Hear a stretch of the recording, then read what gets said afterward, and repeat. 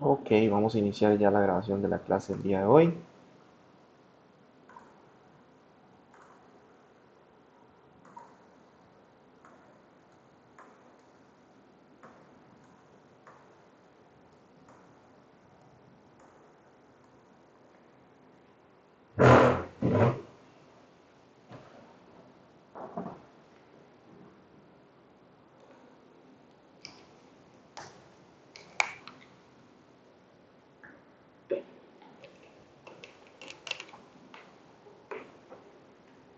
Ok, estamos en el módulo 4. Estamos en el módulo 4 de la semana 4 y continuamos con el tema de HACCP, que es el análisis de peligros. En HACCP son las siglas en inglés, ¿verdad? En español es análisis de peligros y puntos críticos de control. Las siglas serían APPCC. La relación clave aquí es que identificamos un peligro, lo analizamos y si es grave establecemos un punto crítico de control para detenerlo. No todo punto de control es crítico y hoy vamos a aprender a diferenciarlos. Primero está la parte del análisis de peligros. El análisis de peligros constituye el principio del HACCP y es uno de los pasos más importantes del sistema de inocuidad. La realización inexacta de un análisis de peligros va a llevar inevitablemente al desarrollo de un plan HACCP inadecuado. El principio número uno es el análisis de peligros. Este es el paso más importante. Si fallamos aquí, todo el plan se va a derrumbar. Si un médico hace un diagnóstico inadecuado de una enfermedad, desde el inicio no va a estarla tratando de forma correcta. Entonces, todo lo que viene después de eso va a estar mal. Nosotros somos como los doctores del proceso productivo. Necesitamos hacer un buen análisis de peligros para identificar adecuadamente cuáles son los posibles peligros de nuestra línea de proceso. Vamos a requerir para hacer este análisis de peligros de un equipo multidisciplinario para ver cosas que una sola persona no vería.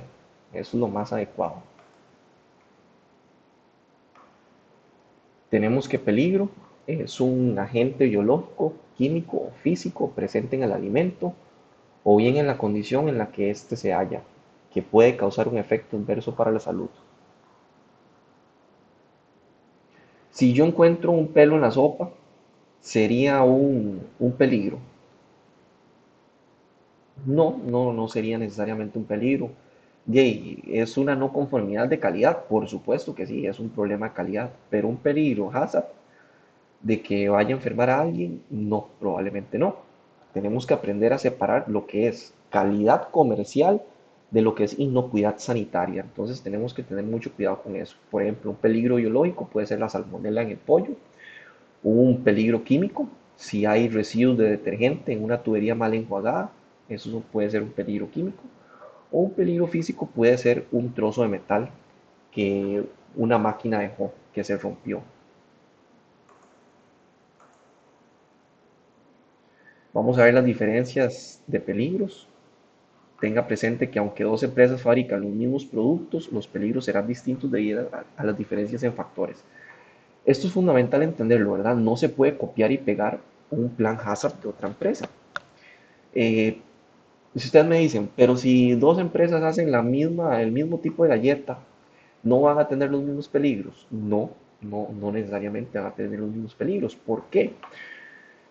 Pueden tener equipos diferentes. Una empresa puede tener una máquina más moderna, que implique menos riesgos y otra empresa puede tener una máquina más antigua que puede soltar tornillos, por ejemplo, o que tiene algún tipo de corte que vaya a causar una diferencia.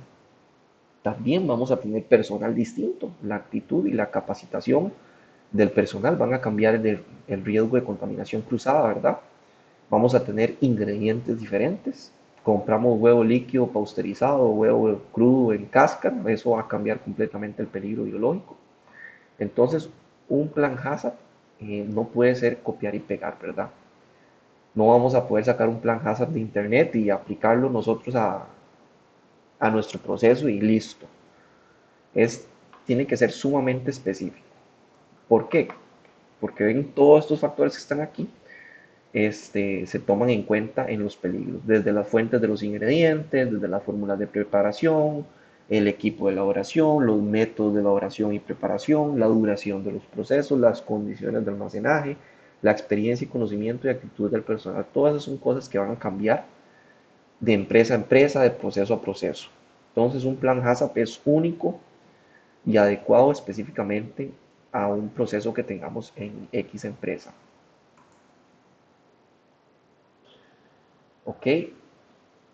Eh, un análisis HACCP tiene que estar en constante revisión. El análisis de peligros que se realiza originalmente para un producto se debe revisar de manera obligatoria ante cualquier cambio que se produzca en aspectos como materias primas, fórmulas de producto, en envasado, en distribución y utilización del producto.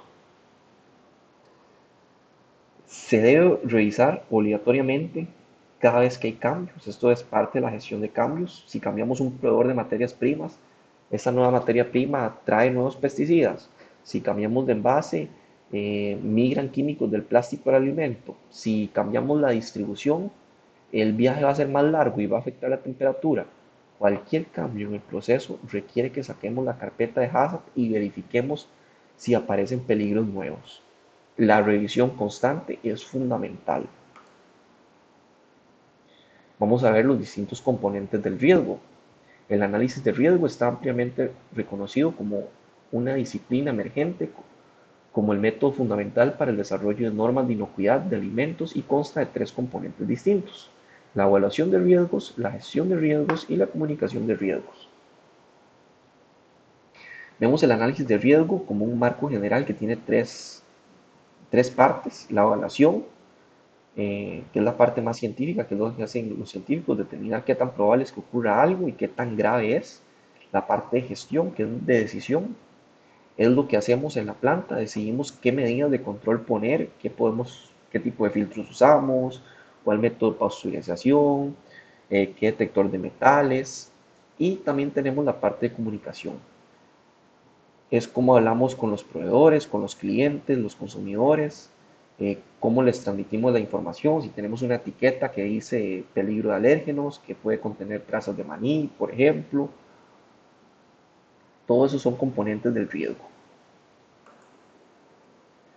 Vamos a tener que la evaluación de riesgos va a buscar determinar cuáles son los peligros e identificar sus efectos inmediatos, transitorios o a largo plazo sobre la salud de la población. Bueno, ¿cómo hacemos esto? Eso no lo hacemos adivinando. Usamos una herramienta que se llama matriz de riesgo. El riesgo es una fórmula matemática simple que dice que el riesgo es la probabilidad multiplicada por la severidad. La probabilidad es qué tan seguido pasa.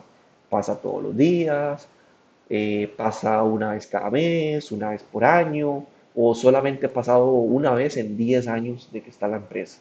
Eso es la probabilidad del riesgo. Y tenemos la severidad. Si pasara este problema, ¿qué tan grave es? ¿Le va a dar un dolor de estómago al cliente o implicaría la muerte? Solo cuando combinamos estas dos cosas podemos decir sí o no, porque ya vamos a tener el riesgo, que es la probabilidad versus la probabilidad multiplicada por la severidad. Por ejemplo, si tenemos que un trozo de plástico blando pueda salir en un queso, ¿cuál es la probabilidad que pueda salir? Es una probabilidad media. ¿Y qué severidad es? Baja. No es óptimo tener un pedacito de plástico, un queso, pero no, difícilmente le va a causar un daño grave a nadie, ¿verdad? Entonces da un riesgo bajo. Y podemos tener otro ejemplo, que como el Clostridium botulinum en una conserva, la probabilidad puede ser que sea muy baja. Si se tiene un buen proceso, la probabilidad es sumamente baja de que se vaya a dar esta bacteria, pero vamos a tener una severidad,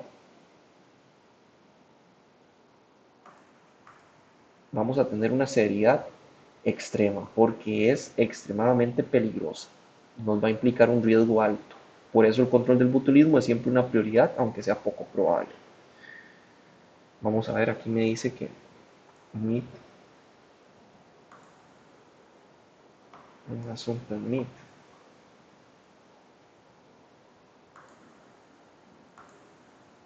un asunto en Meet que requiere mi atención. No sé qué es esto que me sale.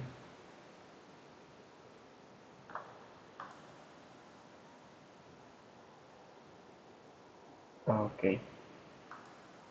Es que no hay nadie conectado en la clase de hoy, entonces me estaba diciendo que como soy el único que iba a terminar la llamada en 2 minutos, pero ya le continúe por si se llega a conectar a alguien.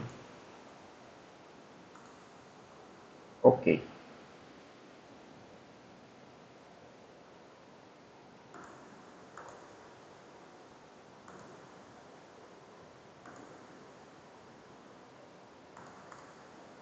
ok, seguimos. Entonces vamos a ver que la gestión de riesgos busca establecer las medidas apropiadas de control con el fin de prevenir, reducir o minimizar estos riesgos a un grado insignificante. Vamos a definir un nivel aceptable. Vivimos en el mundo real, no, no todo es estéril, no vamos a poder eliminar el 100% de las bacterias de todas nuestras materias primas o de todos nuestros procesos, ¿verdad? La gestión de riesgos consiste en decidir qué medidas aplicamos, que si un lavado, que si una desinfección, que si una cocción, que si el detector de metales, para que el riesgo sea tan bajo que sea seguro comer el alimento que estamos produciendo. Aunque teóricamente no sea cero absoluto, vamos a gestionar, que es tomar decisiones sobre qué controles son necesarios y viables. Vamos a tener la comunicación del riesgo, que busca determinar el mejor modo de comunicar esta información a la población afectada. La comunicación del riesgo es vital en tres direcciones. La primera dirección es hacia adentro, que el operario sepa que si no se lava las manos, le puede causar un peligro a las personas que vayan a consumir los alimentos que se está produciendo, ¿verdad? Hay que tener comunicación hacia el gobierno. Si nosotros reportamos alguna inconsistencia o algún brote que haya causado nuestros alimentos, tenemos que reportarlo. Y hacia el consumidor, esto lo ven todos los días en el supermercado, cuando una etiqueta, por ejemplo, dice que contiene trazas de maní o que contiene gluten. Eso es comunicación de riesgo. Estamos advirtiendo a la población vulnerable que a pesar de nuestros controles existe un riesgo residual para ellos.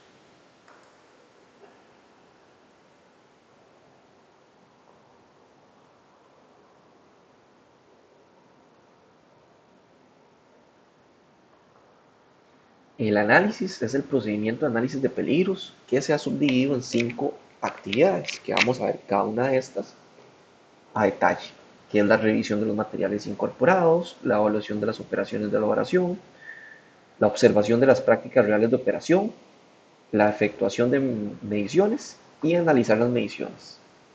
Estos 5 pasos no son, por decirlo así, como una burocracia, sino que es parte de una investigación forense. Hasta ahora hemos visto teoría, a partir de aquí el HACCP nos pide levantarnos de la silla e ir a la planta, porque eso solamente en la planta se puede hacer bien. No se puede hacer un análisis de peligro desde una oficina con aire acondicionado. Vamos a revisar material, vamos a ver las operaciones, observar prácticas reales y medir cosas. Es un trabajo de campo, estilo detective. Vamos a revisar los materiales incorporados, que se necesita el registro de la descripción que elaboramos en las etapas preliminares, así como la lista de ingredientes del producto y de otros materiales utilizados durante el proceso de elaboración. La parte de materiales incorporados incluye mucho más que decir que nuestro producto lleva harina y azúcar. En análisis tiene que incluir el agua, por ejemplo, ese es ingrediente número uno y un gran vector de contaminación algunas veces. El envase es parte de los materiales, el plástico de la botella puede liberar químicos al jugo, es un peligro el químico del material. Y también los gases, por ejemplo, si utilizamos nitrógeno para empacar papas tostadas, ese gas es de grado alimenticio, necesitamos todas las fichas técnicas de todos los productos que tienen contacto con nuestro alimento, con el producto que estamos produciendo.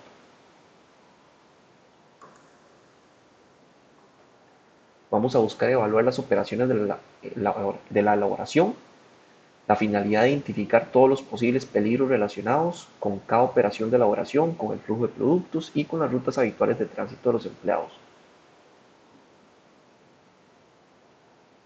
En esta parte de identificar peligros relacionados con el flujo y el tránsito de empleados, eso se refiere a la zonificación. Entonces imaginemos el mapa o el croquis de la planta. Entonces ahí vamos a analizar si un operario que manipula el pollo crudo en una zona sucia camina por el mismo pasillo que el operario que empaca el pollo listo en una zona limpia. Si sus rutas se cruzan, tenemos un peligro de contaminación cruzada. Aunque el horno funcione perfectamente, si están en la misma ruta, puede ser que haya un choque ahí. Entonces hay que evaluar la operación y mirar el mapa y decir si aquí hay algo que nos pueda afectar nuestro proceso. Vamos a observar las prácticas reales de operación.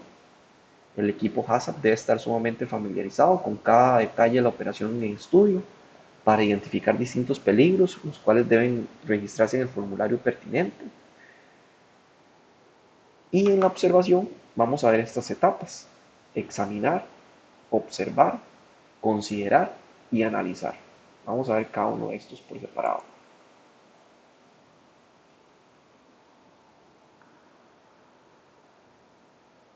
Examinar. Examinar la operación durante el tiempo suficiente como para estar seguro que abarca las prácticas o los procesos habituales.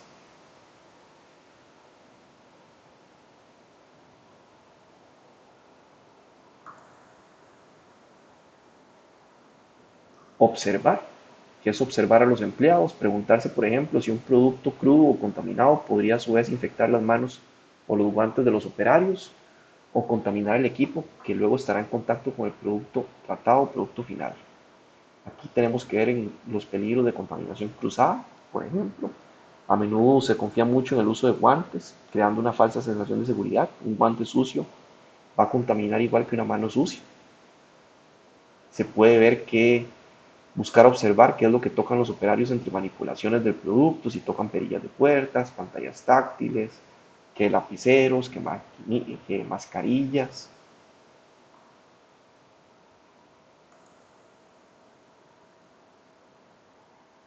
Después vamos a considerar las prácticas higiénicas y anotar los peligros existentes.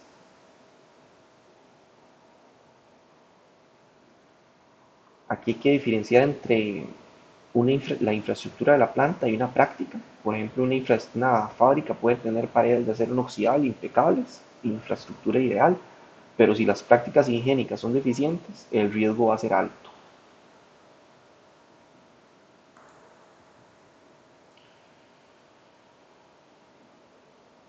Vamos a analizar. Hay que analizar si el proceso contempla una etapa de eliminación que vaya a destruir todos los microorganismos. En caso afirmativo, se debe concentrar la atención en la posible contaminación cruzada tras esta operación. ¿Por qué? Porque este punto crítico en el diseño del proceso, si identificamos un paso de eliminación, esto se le conoce como kill step. Por ejemplo, una cocción, una posterización, nuestra atención debe volcarse inmediatamente a lo que pasa después de esto. Un producto cocinado es biológicamente más vulnerable que uno crudo porque hemos eliminado la flora competitiva. Si una bacteria patógena como la listeria entra después del tratamiento térmico, no tendrá competencia y crecerá rápidamente.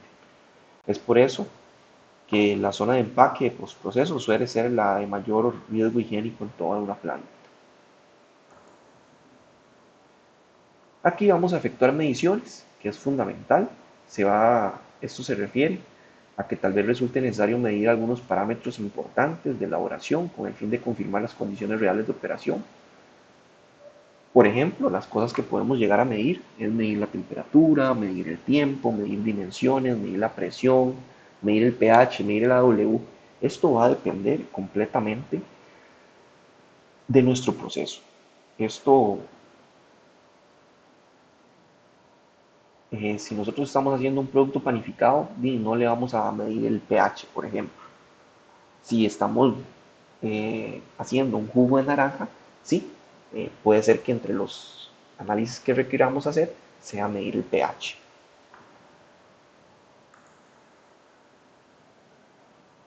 Las cosas que se pueden medir es, por ejemplo, medir temperatura, se considera el tratamiento térmico, el calentamiento y las operaciones de enfriamiento y refrigeración. Cuando se evalúa un tratamiento térmico, se recomienda efectuar la medición en el punto más frío del producto, pero si se evalúa en el enfriamiento o refrigeración, se debe medir el punto más caliente. Bueno, ¿esto por qué? Porque la transferencia de calor no es instantánea ni uniforme. Hay que entender dónde medir, porque esto es vital para asegurar la inocuidad. Al cocinar vamos a buscar la zona que tarda más en calentarse. Generalmente esto es el centro del alimento o del envase. Esa es la parte que va a tardar más en calentarse. Si el centro llegó a la temperatura adecuada, a la temperatura meta que nosotros tenemos, vamos a garantizar que todo el resto del alimento también lo hizo. Y en la parte de enfriamiento, al refrigerar, el calor se pierde de afuera hacia adentro, entonces también el centro se mantiene caliente por más tiempo. Y ahí es donde tenemos que medir para asegurar que no pasamos demasiado tiempo en la zona de peligro, donde las bacterias se van a estar multiplicando en forma exponencial. Es importante medir el tiempo, medir la temperatura en los procesos de cocción, pasteurización, enfriamiento del envasado, en almacenamiento, en descongelación y en reconstitución. En tratamientos de inocuidad, la temperatura por sí sola no dice nada. Es importante hablar de tiempo y temperatura. Para lograr el mismo efecto letal, por ejemplo, sobre una bacteria, podemos usar una alta temperatura por poco tiempo, 72 grados por 15 segundos, o un poquito menos de menor temperatura, pero por más tiempo. Puede ser 63 grados, pero por media hora. Si un operario alcanza la, si el operario alcanza la temperatura correcta, pero saca el producto inmediatamente sin respetar el tiempo de retención, las bacterias pueden sobrevivir. También es importante, puede ser importante para nuestro proceso medir dimensiones, medir las dimensiones de los recipientes utilizados para mantener de los alimentos que se están enfriando y la profundidad de la masa alimentaria. Las dimensiones del recipiente son críticas para la velocidad de enfriamiento. No es lo mismo enfriar 10 kilos de arroz en una olla profunda que en una bandeja extendida. Al enfriar alimentos cocidos debemos buscar reducir la profundidad de la masa, idealmente de 5 a 7 centímetros. Si la capa del alimento es muy gruesa, el calor va a quedar atrapado en el centro y se crea un incubador perfecto para las bacterias.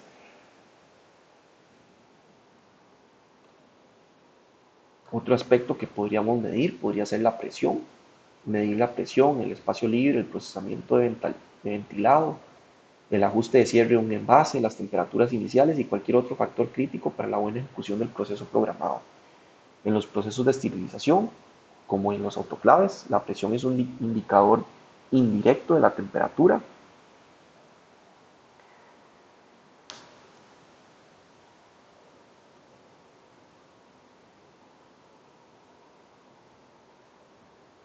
También está medir el pH, que medir el pH del producto durante el procesamiento, también del producto acabado y medirlo a temperatura ambiente si es posible. El pH es el semáforo de seguridad microbiológica. El número mágico que todos tenemos que tener en mente es 4.6. ¿Por qué 4.6? Porque debajo de este pH, la bacteria más peligrosa de nuestra industria, que puede ser la Clostridium botulinum, no puede producir su toxina mortal, por ejemplo.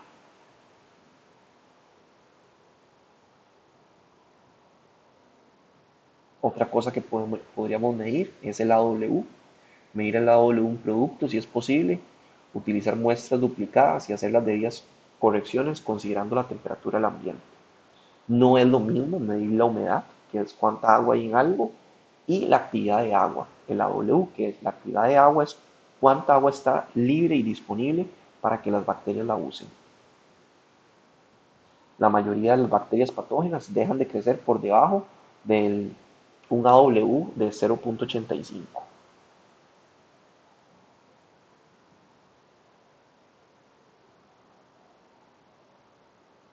Vamos a ponerle pausa aquí un momento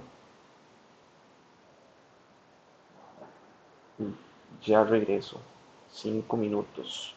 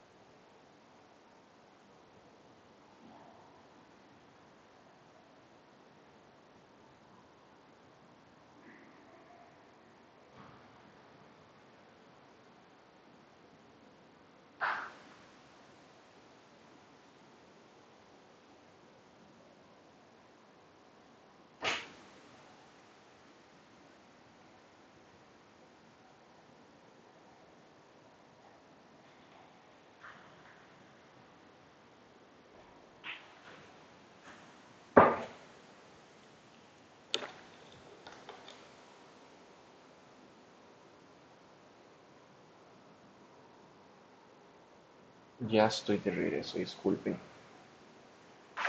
Ok, después viene la parte de analizar esas mediciones, todas las mediciones que fuimos tomando. Esta área debe realizarla una persona competente, es decir, con formación científica apropiada, para que pueda interpretar correctamente los datos obtenidos. Recopilar datos sin analizarlos es una pérdida de tiempo y recursos.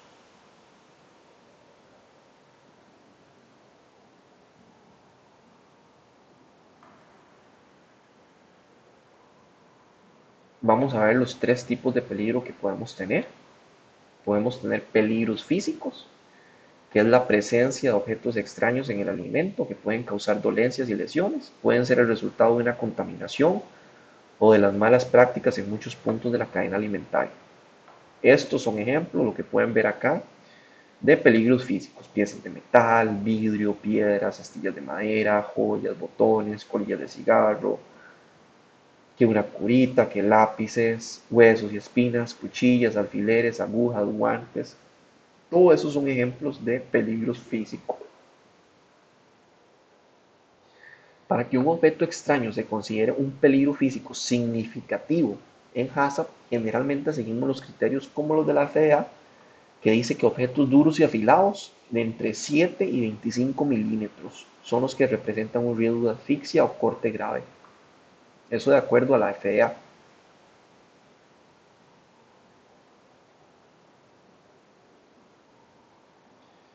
La mayoría de los peligros físicos no vienen de la materia prima, sino a veces vienen del mantenimiento, de alguna máquina que pueda soltar alguna tuerca, algún alambre, algún pedacito de soldadura, o del deterioro propio de las instalaciones físicas de la planta, como algún plástico quebradizo, que alguna pintura que se esté cayendo.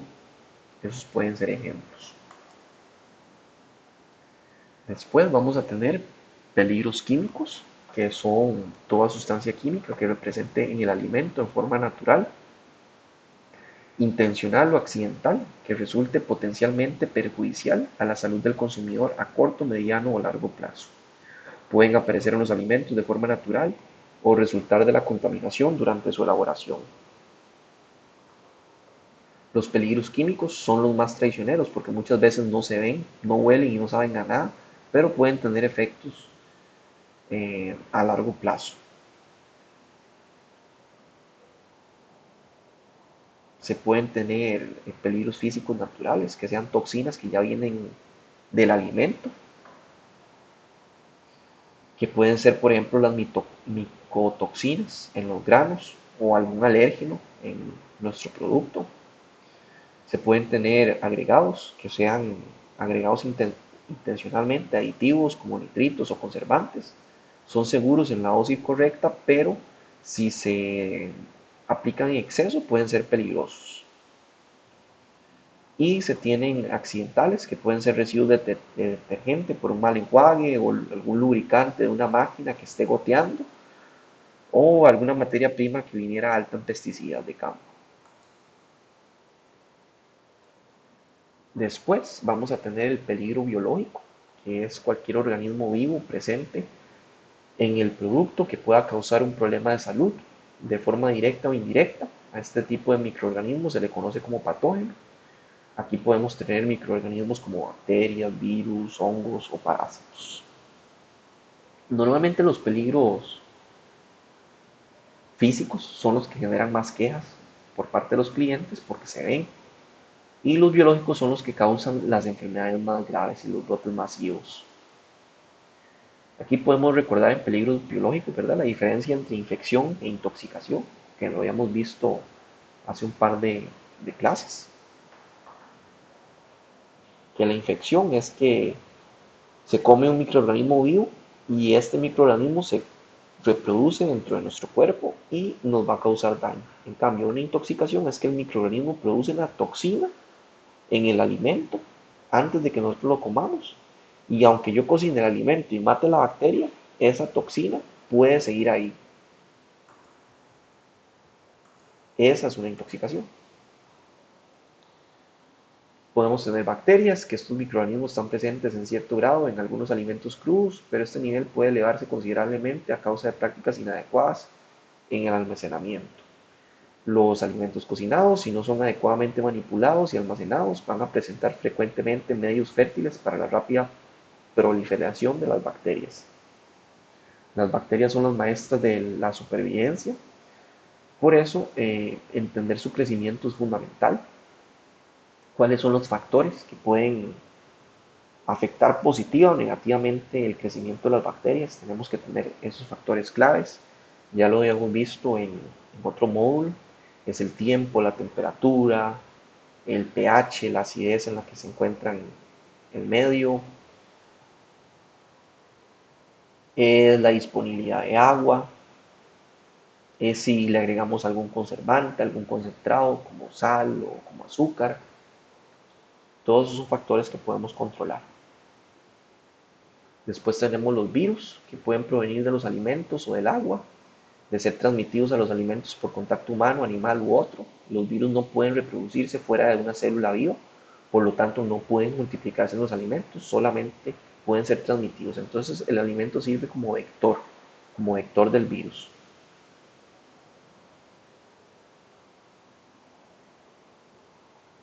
Vamos a tener hongos, que entre los hongos incluyen los mohos y las levaduras. Los hongos pueden emplearse en la producción de ciertos alimentos, como el queso. No obstante, algunos de ellos producen sustancias tóxicas o micotoxinas que pueden afectar a los seres humanos y a los animales.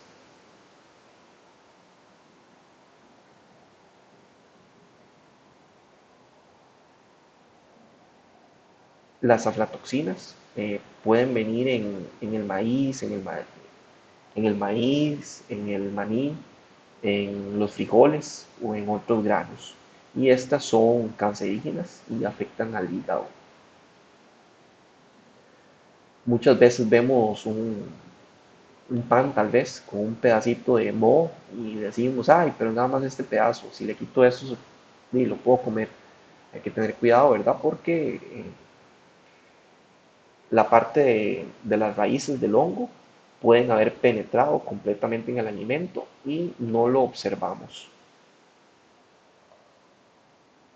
Después tenemos los parásitos, que son huéspedes específicos de ciertos animales y en algunos de sus ciclos, los seres humanos.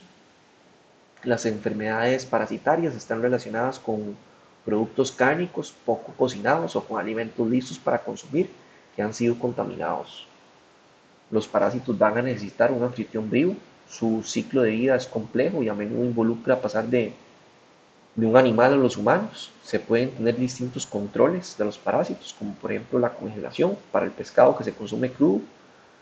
Se da una congelación a menos de 20 grados por tiempos específicos para que parásitos como el anisakis se puedan eliminar. Después tenemos la cocción, que puede eliminar parásitos como la Trichinella spiralis, que es un parásito que está en el cerdo, que se elimina cocinando la carne adecuadamente. Y se tienen algunos parásitos, como la giarda, que están en el agua.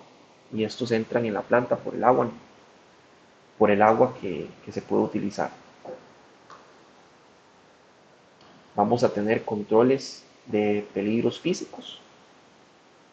Podemos controlar la fuente, control de procesamiento y el control ambiental. El control de la fuente es exigir a los proveedores que usen, un ejemplo, tamices antes de enviarnos la harina, que es más barato que rechazar el lote después de que vaya a tener algún pedazo de metal o algo así. Podemos tener control de procesamiento, que puede ser para los plásticos quebradizos, que en la planta está prohibido el uso de plástico acrílico, rígido o vidrio. Entonces, así se evita que estos plásticos que se pueden quebrar queden en nuestros alimentos.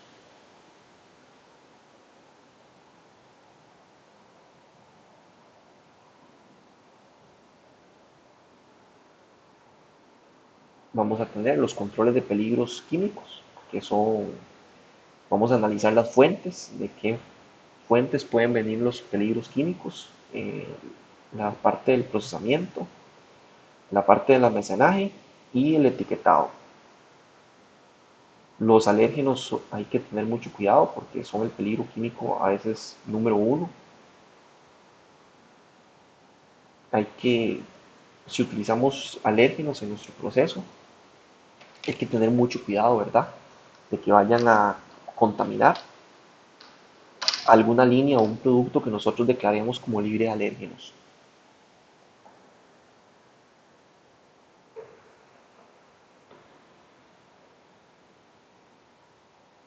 Vamos al control de peligros biológicos, que busca eliminar o reducir significativamente el peligro. Se busca impedir o reducir al mínimo la proliferación de microorganismos y toxinas, controlar la contaminación. Podemos utilizar tecnología de obstáculos. Rara vez confiamos en una sola medida, sino que ponemos varias barreras para que las bacterias no puedan superarlas. Podemos utilizar tratamientos térmicos como la pasteurización, esterilización, cocción. Buscamos evitar la proliferación de las bacterias. Sin, no necesariamente podemos matarlas, podemos impedir que crezcan usando una refrigeración adecuada o un pH adecuado o que el producto esté seco, muy bajo en AW. Y tenemos que tener en cuenta de proteger el producto para evitar una recontaminación post proceso.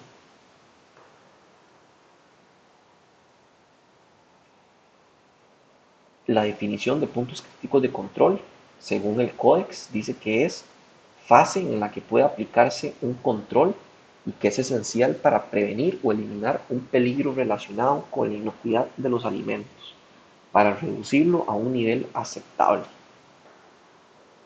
Hay que tener en cuenta que no todos los puntos de control son críticos. Podemos tener diferencias. Podemos tener un punto de control que puede ser verificar el peso de una bolsa o la limpieza del piso. Pero un punto crítico de control es la última línea de defensa. Un punto crítico de control es como un paracaídas de emergencia. Si falló la limpieza, si falla el proveedor y falla todo lo demás, nuestro punto crítico de control va a estar ahí para salvarnos del peligro.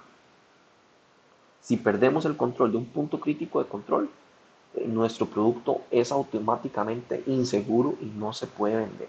Si nuestro detector de metales no estuvo funcionando todo el turno, bueno, pues qué triste.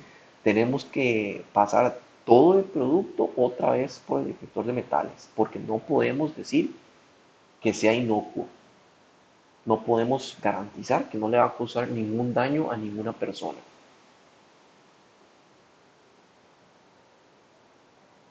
¿Qué significa eso?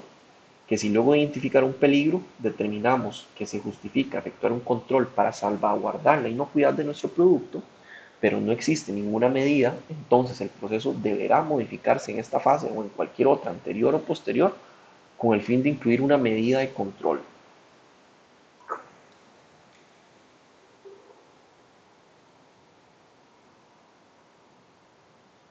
Eso es tener en cuenta que hay que modificar el proceso. Si, si observamos que las cosas no están como lo habíamos planificado,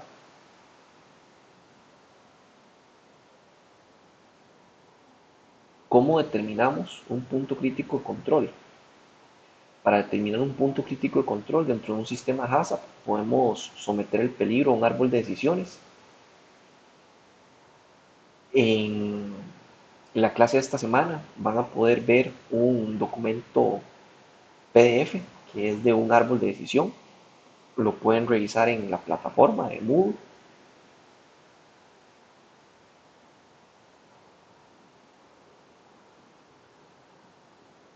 Este es un ejemplo de un árbol de decisión. El punto número uno es que si existen medidas preventivas, si no hay forma de controlar el peligro aquí ni después, hay que rediseñar el proceso. Punto número dos es que si está diseñada para eliminar el peligro, esta pregunta es el kill step. Si tenemos una pasteurización o una cocción después, la respuesta es sí, y automáticamente hay un punto crítico de control y se detiene ahí. Punto número 3 es, ¿puede la contaminación aumentar? Si tengo un producto crudo esperando ser cocinado, la contaminación podría subir. Y el punto número 4 es que si una etapa posterior va a eliminar el peligro, entonces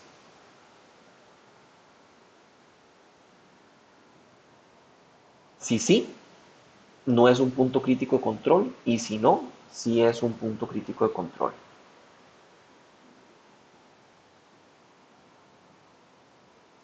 Vamos a tener límites críticos que una vez que un equipo identifica los diferentes puntos críticos de control, va a determinar los límites del parámetro que se utilizan para inspeccionar la incidencia de este peligro. A este se le llama límite crítico. Podemos tener diferentes criterios que permiten distinguir entre lo aceptable y lo inaceptable. Es decir, son los valores mínimos y máximos de un parámetro físico, químico, biológico que deben ser controlados en un punto crítico de control. En cada punto crítico de control se deben establecer y especificar los límites críticos. Un punto crítico, un punto crítico de control sin un límite crítico es solo una buena intención. El límite crítico es el valor que separa lo seguro de lo inseguro. Es binario.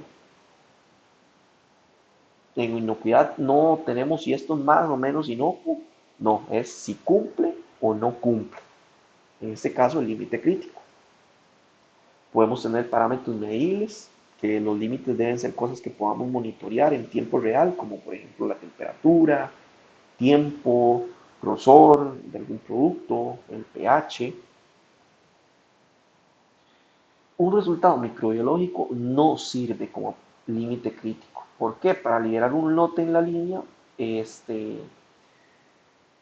necesitamos a que llegue un resultado y este resultado puede durar horas o días. Entonces ya el producto se vendió. Necesitamos valores físicos o químicos que nos den un resultado inmediato, en cuestión de minutos. No podemos esperar varios días a que se realice un cultivo.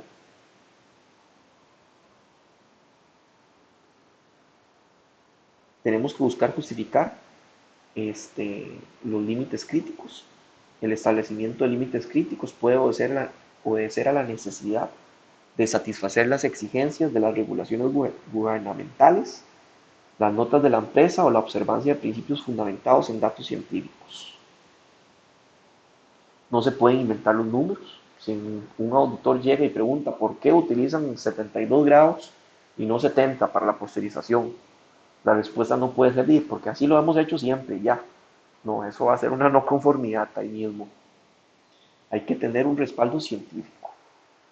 Si yo pasteurizo a 72 grados, yo digo, es porque la ley en Costa Rica dice que esa es la temperatura que hay que usar. O es porque porque se hizo una investigación y tengo yo estos artículos científicos que dicen que a esta temperatura se mueren las bacterias.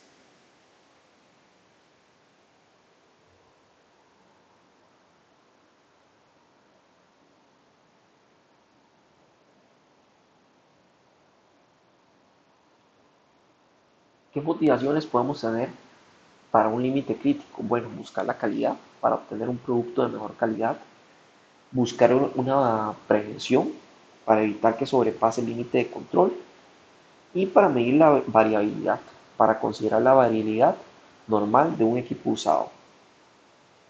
Hay que tener en cuenta la diferencia entre un límite crítico y un límite operativo.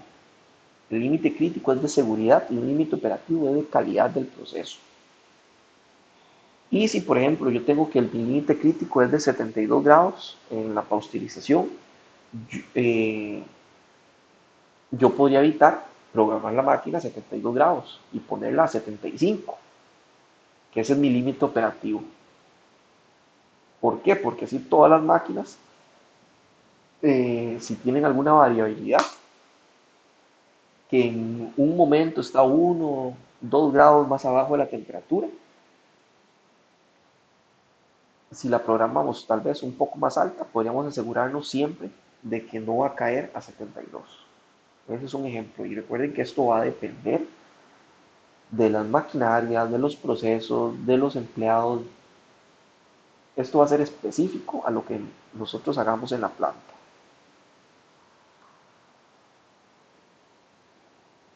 ¿Qué ejemplos de límites críticos podemos tener? Bueno, podemos tener límites críticos en pH, en temperatura, en temperatura de llenado, en temperatura interna de un producto, en la temperatura del horno, en la velocidad de una banda, la temperatura de una cámara fría, en la cantidad de aditivos que yo puedo utilizar. Todos esos pueden ser ejemplos de límites químicos. Ahí, ¿qué es lo que tenemos que definir, verdad? Tenemos que definir el pH adecuado, la temperatura adecuada, la velocidad de una banda.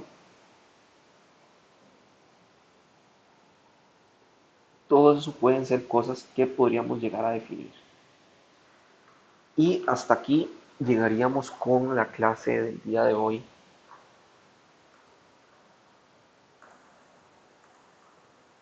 Douglas, ¿tiene alguna duda?